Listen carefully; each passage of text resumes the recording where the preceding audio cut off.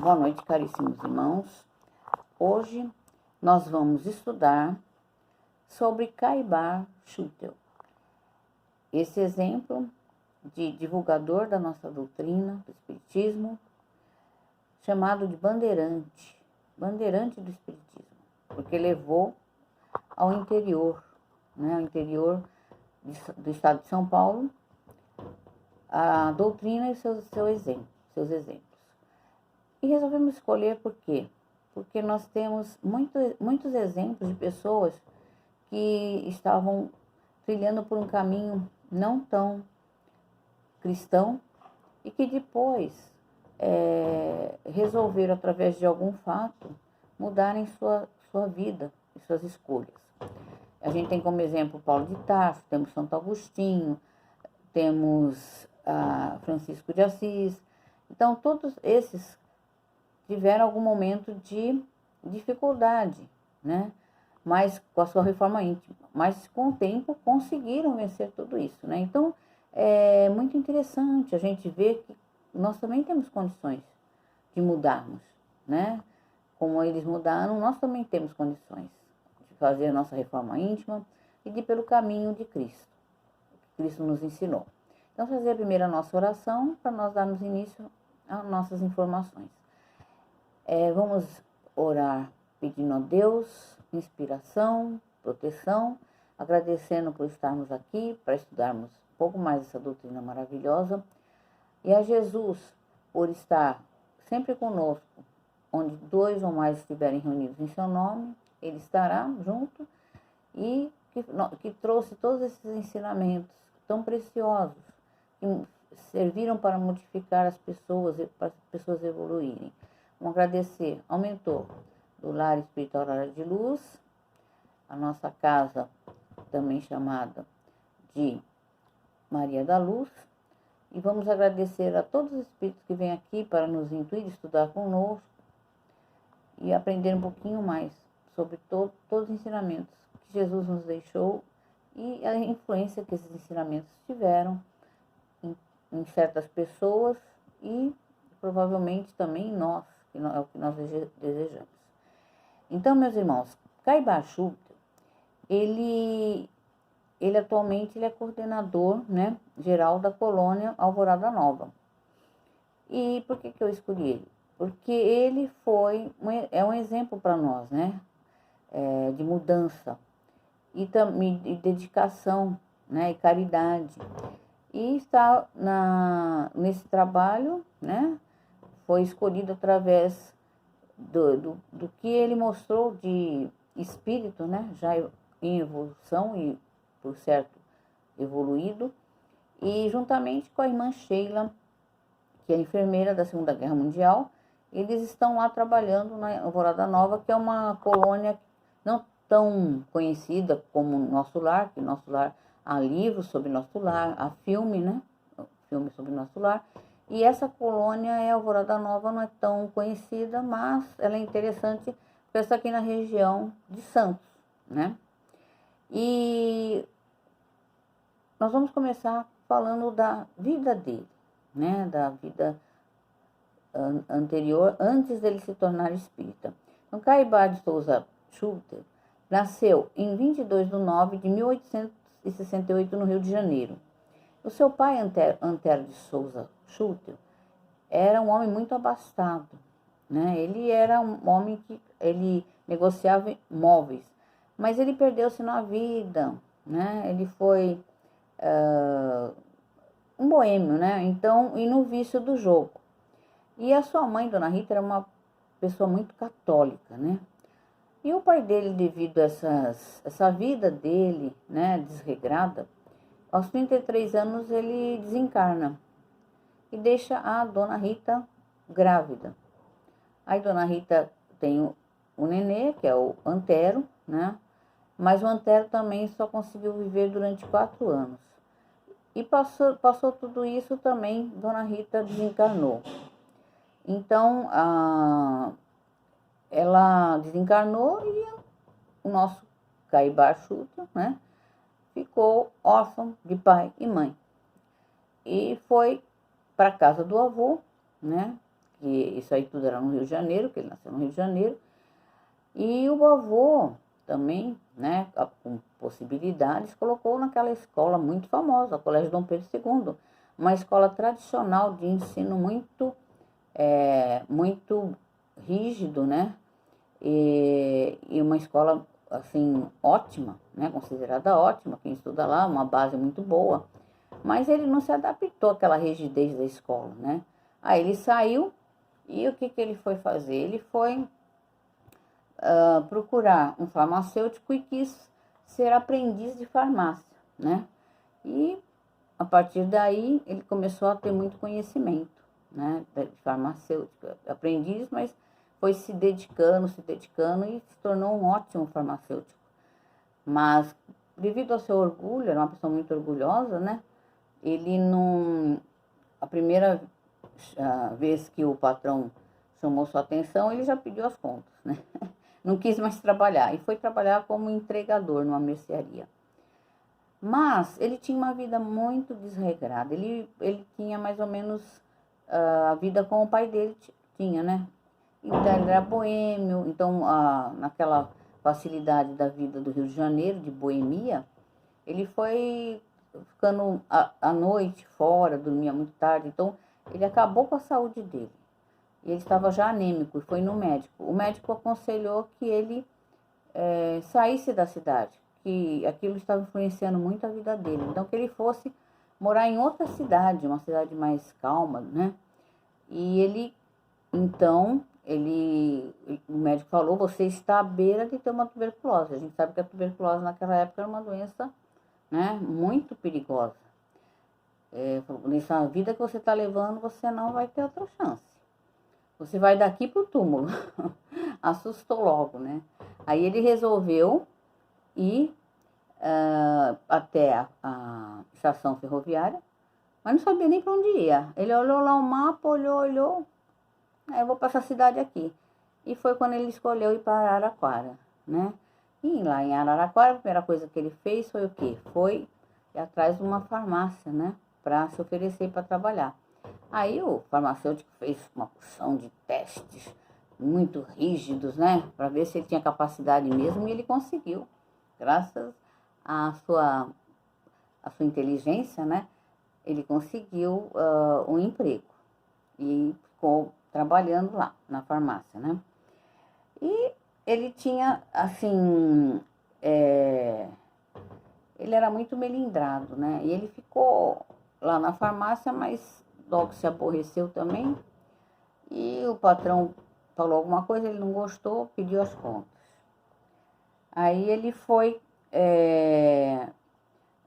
Então, aí ele, depois disso ele vai para Piracicaba, ele volta para Araraquara, e em Araraquara ele vai compra um sítio e vai trabalhar fornecendo frutas e verduras para o comércio local. Mas a partir daí, ele começa a se modificar, ele começa a se tornar uma pessoa responsável. Já aquele do passado lá, que era boêmio, não existia mais. Ele começa a ficar bastante religioso, aí no catolicismo, devido à influência da mãe dele.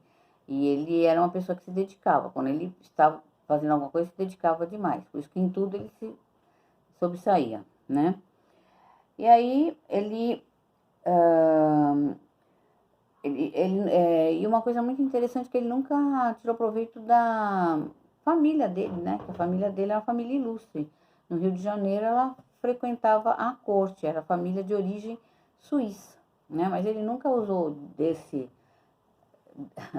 dessa facilidade para conseguir as coisas. Ele queria conseguir por ele mesmo e lutar pelas coisas que ele acreditava, né? E aí ele foi para Matão no início do século XIX. E ele encontrou uma cidadezinha muito boa, pequena, de gente pacata. E ele resolveu montar uma farmácia na Rua do Comércio, lá em Matão. E ele participou da política, ele foi uma pessoa muito atuante. E nessa ocasião ele casou-se com Dona Mariquinha, que chamava-se Maria Elvira da Silva e Lima, que ela era do vilarejo de Itápolis.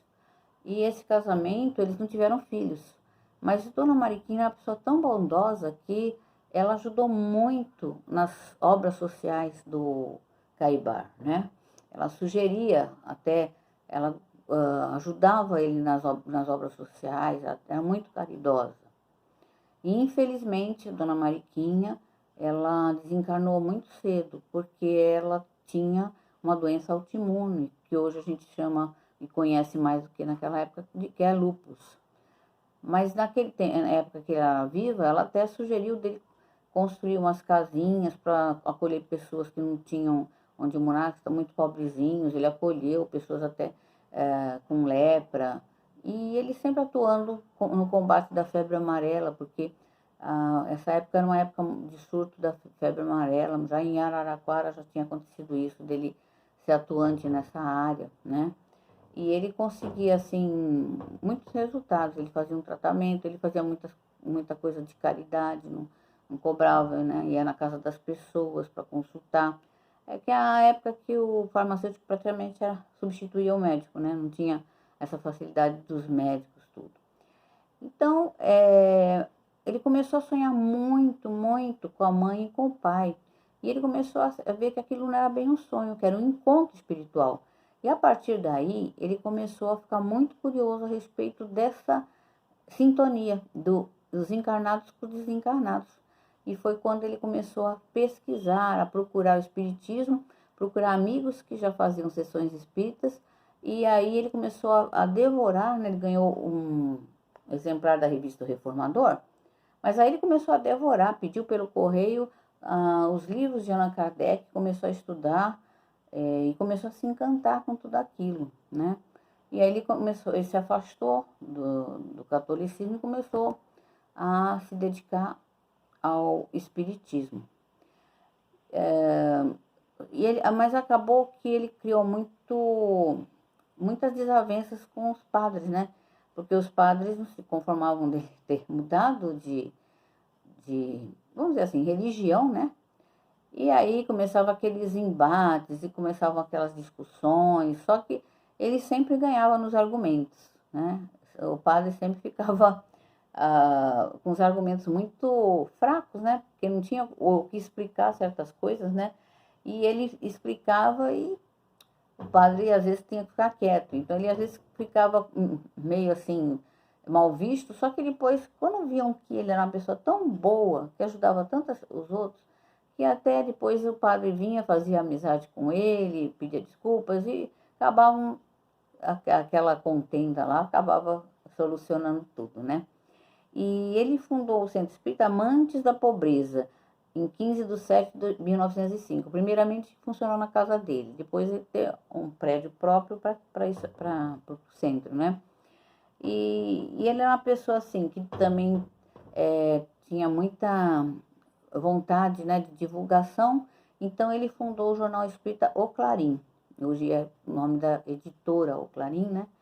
E durante a época de finados, né, de finados, ele ia nos cemitérios e ia distribuindo esse jornal espírita para consolar as pessoas que iam, né?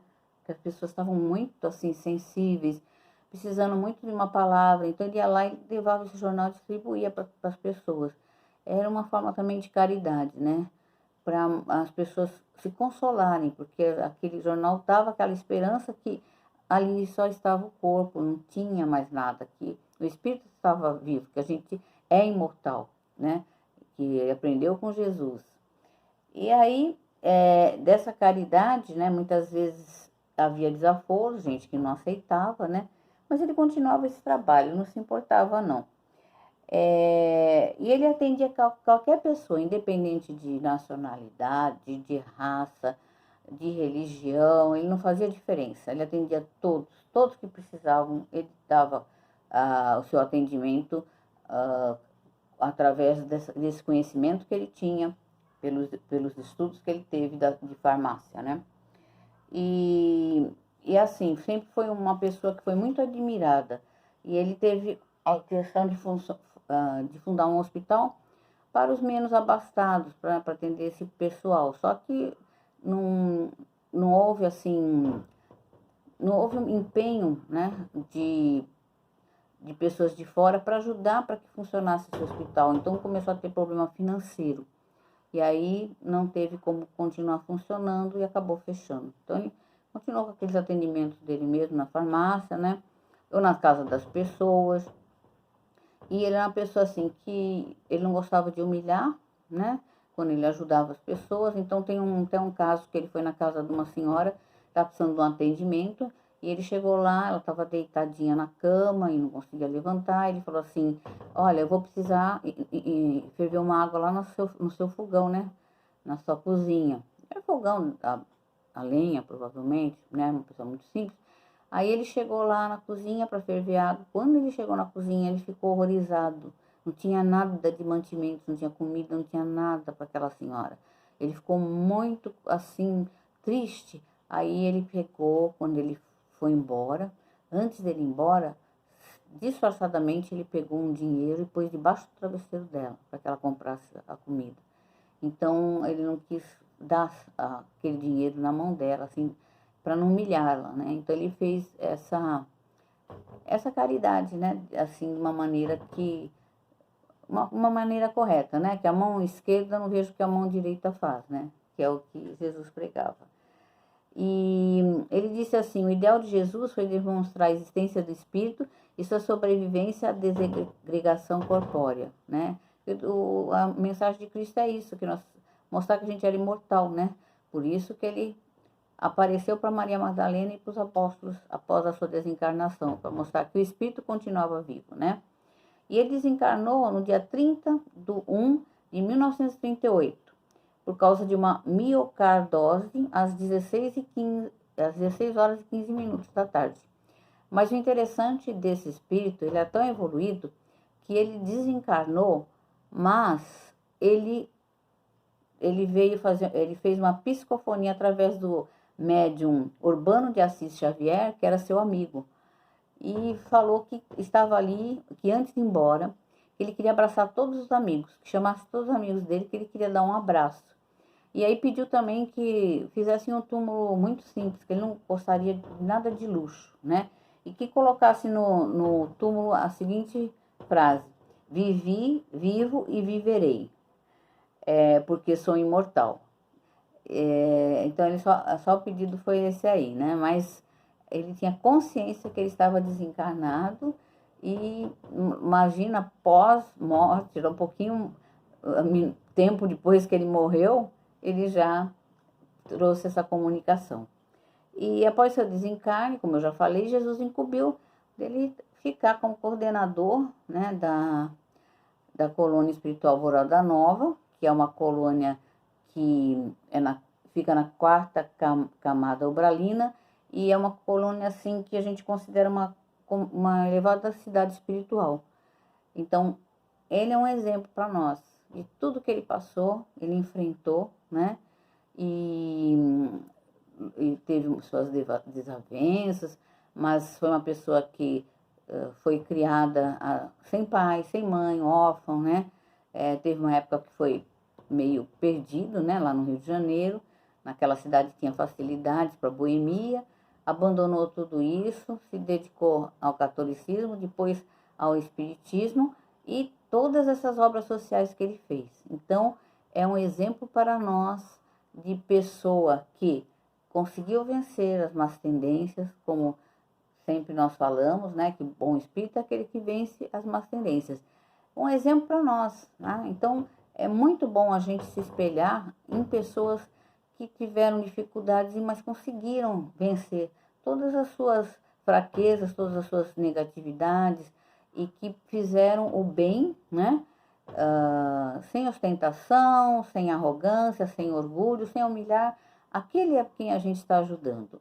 Então, um exemplo de bandeirante mesmo, que ele foi ali no interior, né, em Araraquara, depois em Matão, foi o divulgador, né, dessa doutrina maravilhosa. Então, meus irmãos, é isso que eu gostaria de dizer. E numa próxima nós vamos falar sobre a Alvorada Nova, para nós conhecer um pouquinho mais sobre essa colônia. Mas por hoje somente ficamos com Caibar Schutel, né? E a sua obra maravilhosa, que ele deixou para nós como exemplo. Então, vamos fazer o nosso encerramento através da nossa oração. Vamos agradecer a Deus por estarmos aqui reunidos, com saúde, com muita paz, com muito amor, com alegria, porque nós somos gratos por tudo que nós recebemos. Nós recebemos, então nós temos que mais agradecer do que pedir. Mas vamos pedir para que todos nesse planeta tenham uma consciência de amor fraternal com todos, independente da religião, da raça, da ideologia política, que todos se unam num só propósito de amor, de ajudar, de caridade, de auxiliar o irmão. Vamos agradecer a Jesus, que foi o maior exemplo, porque Jesus não ficava somente nas palavras, Jesus, ele exemplificava através das ações. Agradecer ao mentor na nossa casa espírita e agradecer a todos os irmãozinhos desencarnados que vêm sempre nos ouvir, nos auxiliar, nos incluir e nos proteger. Que assim seja, graças a Deus e graças ao Mestre Jesus.